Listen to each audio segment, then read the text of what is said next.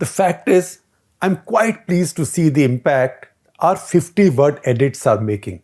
As I explained to you earlier, we came up with this idea because we thought just a 400-word edit in a newspaper makes a point which should be made very briefly. Because what is an editorial but a point of view? It's an institutional point of view. Now, sometimes these become so impactful that they trigger a lot of people. They trigger a lot of people on either side. One side rises in opposition saying, what kind of nonsense is this? You are sold out, you are illiterate, you are nonsensical, what have you been drinking, smoking, etc., etc. The other side says, wow, finally, which side of the bed did you wake up on? Has your account been hacked, right? So you're finally talking sense, etc., etc. Now, the latest such example is this 50-word edit that you will see on my screen now. And I let it stay on the screen so you can read it carefully. What is this saying? This is saying that yes, rupee has depreciated compared to the dollar, also somewhat steeply over the past several days, but this is not anything to be alarmed about. That an orderly adjustment of the currency is good, it's healthy. RBI should be in control and RBI should be watchful, so jerks, etc. don't take place. Any unusual movements do not happen.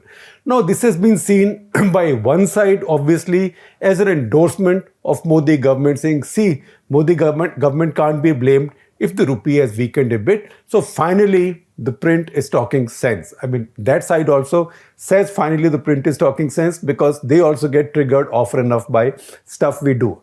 The other side, on the other hand, is saying, see, rupee is weakening. Instead of attacking Modi, you are giving him a way out by saying this is not normal, nothing's wrong with this. So what do you do when you are in doubt? You ask experts. Remember from Kaun Banega Crorepati? Call in the expert. So that's what we do. What is a 50-word edit? 50-word edit is a view, is a point of view, which is an institutional view. Now, I know everybody thinks that I write all of them. I wish I could. I don't have domain knowledge everywhere. In fact, I don't have domain knowledge in most areas, but the print has people, my colleagues, who have better knowledge in almost all specific areas that they focus on. So this is a distillation of what our collective wisdom is, and anything that's written there, that is the definition of an unsigned editorial. It's an institutional view. It's also my view. So you can give me the credit or blame, particularly the blame. Credit you give to the anonymous writers. But when we are in doubt, even while writing these, we call in the expert.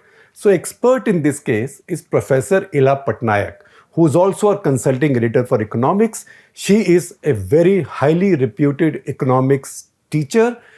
She's also somebody who served as principal economic advisor to the government, and she served across governments, not just this government or the last government. So we call her to check what this means. What is depreciation of currency? What is a fall in currency? What depreciation is healthy? What is unhealthy? What is there to worry about? What happens most importantly when you start linking currency or the strength of your currency or the perceived or what you perceive as strength of your currency as the strength of your nation. And that is what leads to disasters. And that is what, I'm sorry to use rude language, that's the kind of thinking arises when your brains sit not in your cranial cavity, but in some other part of your body. And they are overly driven by hormones. And I say that completely in a gender neutral manner, because you have to think reasonably. And thinking reasonably, there is an economic and monetary logic. Now, monetary economics is very complicated, right? Don't expect me to know anything about it. I know almost nothing about economics.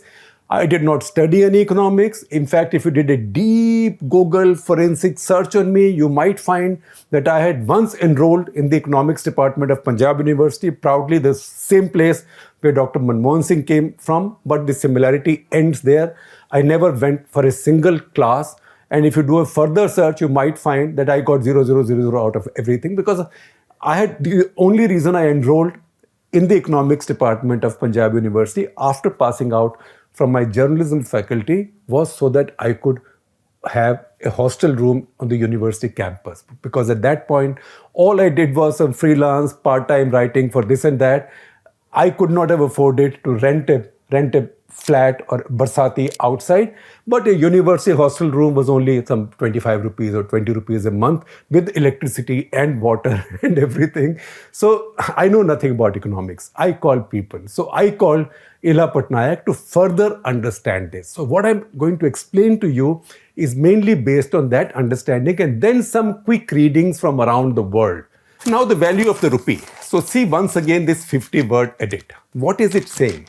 It's saying that don't be alarmed by the value of the rupee falling, the rupee depreciating, as long as it happens in a healthy and orderly manner.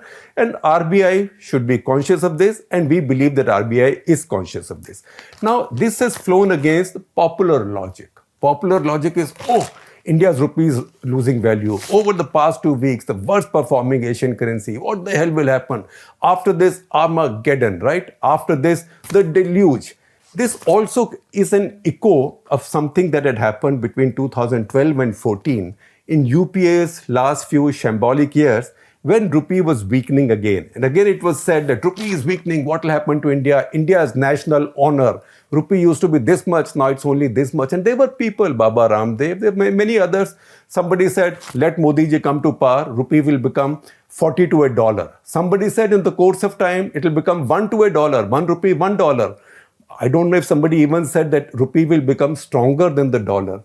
So we hardwired ourselves, a lot of us, into believing that a stronger, quote unquote, currency means a stronger nation. But that happens when you are thinking, when your brains lie in the wrong part of anatomy of your body, right? If your brains lie in your head, then you have to understand the logic of the markets and the currencies. So I called Professor Ila Patnaik to understand this better. So as she explains to me, how do you say a currency is weakening or strengthening? There has to be a reference point, or it can be relative to something else. In this case, our currency moves relative to the dollar. So maybe 30 years ago, it was 20 rupees to a dollar. Today, it's 75, 77, 78, maybe less to a dollar as we go ahead. So how does this currency weaken? Does it mean weakening? So she explains that any currency has to adjust in terms of purchasing power parity in accordance with the differential in inflation. So if in America, for the dollar, if inflation is 1% and in India, inflation is 7%, then your currency, if it depreciates by 6%, that is scientific and correct, because that way your currency's purchasing power in dollar terms remains the same. If it depreciates faster than that, as has happened, say, in Turkey lately, ever since Erdogan started firing his central bank governors and ordering his interest rates, etc., etc. His interest rates today are much lower than his inflation rates, which is nonsensical. But he's a dictator, he can do those things, but the market is punishing him. Or like Pakistan's economy has declined so much that the decline of their currency has been unscientific and unhealthy. It has not kept pace with the inflation differential between the two countries, because the country is having balance of payments crisis, etc., etc. India today has enormous amounts of foreign exchange reserves. So that crisis that India faced in 1991, and that led to a kind of devaluation of the rupee, as it has in the past also, that is not the situation right now. So if your currency is moving downwards compared to the dollar, which is about over a period, 3 years, 4 years, 5 years, can't be over a fortnight or 6 weeks, and it's close to the differential between the average inflation in the two countries, then your currency is not weakening, it's only adjusting, because the currency has the same purchasing power as before. But if the inflation differential is 6% and your currency, instead of depreciating by 6%, is depreciating by only 1%, then your currency becomes too strong. And what is the consequences when your currency becomes too strong? Then your exports suffer, because, think of this kurta, right? If in India, dollar is today 79 rupees, then an Indian manufacturer will be able to offer it for export at a certain price based on that rupee price, because they are paying this Indian rupee price in India. But if Pakistan is making the same kurta from the same cotton, etc., for them, the dollar is much cheaper. So their price, domestic price is much cheaper. They are able to sell it for much less in dollar. I'm just using extreme examples. I would not recommend Pakistan's course or the course of Pakistan's currency to anybody because that is not a scientific depreciation or adjustment. That's a collapse. So your currency also must remain competitive. And that's where you have to understand the whole fight on trade between America and China. Successive American presidents have accused China of currency manipulation. What is that currency manipulation that they are accusing China of? They are not saying that you're keeping your currency too strong. The opposite. They are saying you are keeping your currency too weak. And because your currency is weak, your exports are more remunerative and our exports to your country suffer. And our producers suffer. So let your currency find its real level, which should be higher than it is right now. So sensible countries, sensible political economies, whose brains lie in their cranial cavity, they think like China. Countries with sort of thin-skinned nationalism and poorer understanding of monetary economics, right? They don't have their brain sitting in their cranial cavity. They have their brain sitting elsewhere in their bodies, and they are driven maybe on hormones and not on good sense. And those countries then say, oh, my rupee is stronger, my ringgit stronger, my baht stronger. And there's a reason I mentioned ringgit and baht there. So when you read financial papers, very often you will see something called REER. What is REER? So that is what matters, ILA tells me. That is real effective exchange rate. It's also called fundamental effective exchange rate. That is then the differential between the inflation rate, say for the dollar or for the rupee or your own country's currency. Emerging markets currencies have all fallen lately because there is a global crisis. And whenever there is risk because of a global crisis, all market operators, including people who have their money in bonds, etc., they rush to safety. And right now, that safety lies in the dollar and it's lies in gold. And that's why value of gold as well as dollar is going up. Now, can central banks do something about it? Yes, of course they can do something about it. Central banks have foreign exchange reserves. So when they see, today, for example, if they see the rupee weakening too much, then they can release dollars in the market, which they are holding. That's a supply and demand thing. If more dollars flood the market, then the value of rupee will improve because the demand for dollars will come down. At the same time, if they find that your currency is strengthening too much, then they can start buying dollars from the market. As they buy dollars from the market, their foreign exchange reserves go up. At the same time, in the market, the demand for dollar goes up and your currency then weakens. So if they find that your currency has strengthened to a level where your exports have become uncompetitive, then they can intervene like that also. But if you operate unscientifically, if you are driven by this madcap currency nationalism, then you are buying trouble. Then you are making predators like George Soros very, very rich. How did George Soros make his fortune? He made his fortune first in 1992 with the sterling crisis in Britain, because sterling he saw as overvalued. And that is when the British currency was admitted to Europe, and he figured that sterling was 3 times the price of the German mark, and that was too high a price. And he suspected, or as he read the market, sterling would weaken over time.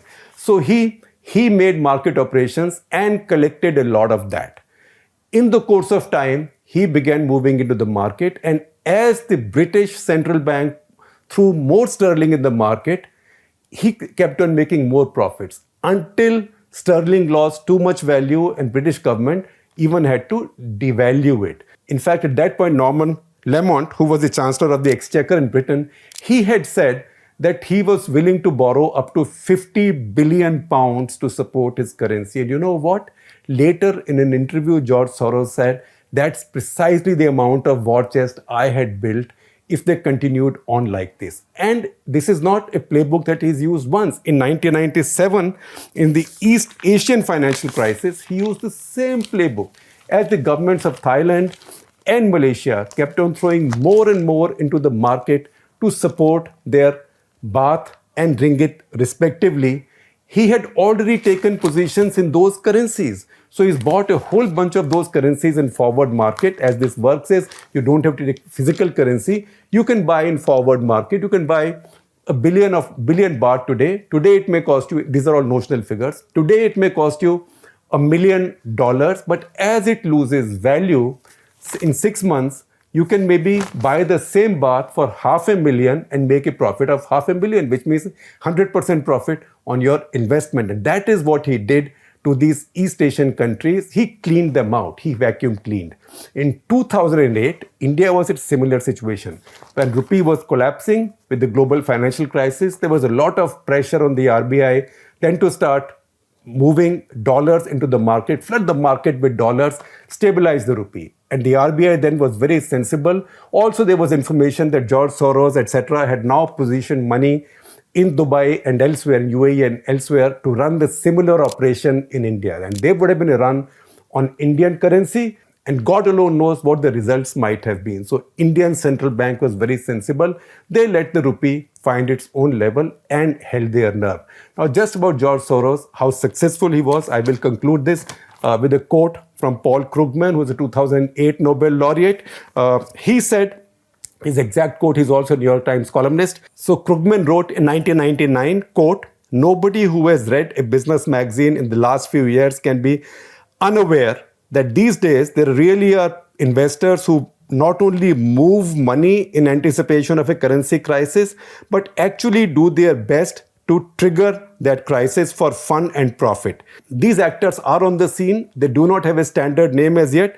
My proposal for them is Soroi," right? So that is what happens to countries which try to fight the markets when their currency is finding its level, unless it's unscientific. And by the way, George Soros also has been my guest on Walk the Talk many years ago when he'd come visiting in India.